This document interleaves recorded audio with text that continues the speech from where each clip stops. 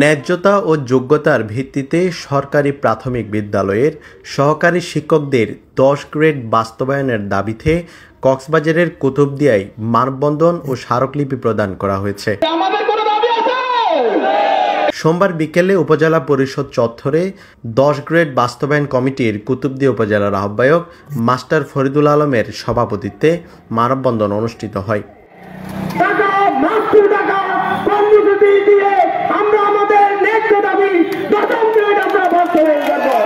10 grade বাস্তবায়ন committee Kutubdia উপজেলার সদস্য সচিব মাস্টার হাসান শরীফের সঞ্চালনায় মানববন্ধনে মীর হোসেন, শামসুল আলম, মোস্তাক মাহমুদ, মোশাররফ, সাইফ খালেদ, সমসন নেওয়াজ মুক্তা, গিয়াস উদ্দিন, মামুনুল হক বক্তব্য রাখেন।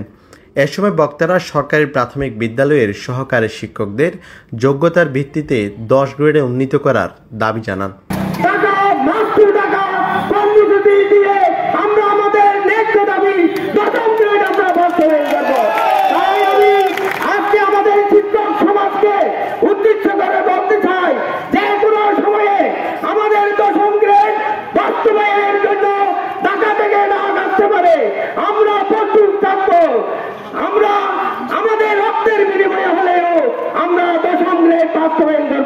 আমরা শিক্ষক সমাজ আমাদেরকে স্কুলে থাকার কথা, আমাদেরকে কেন রাজপথে আন্দোলন করতে হচ্ছে?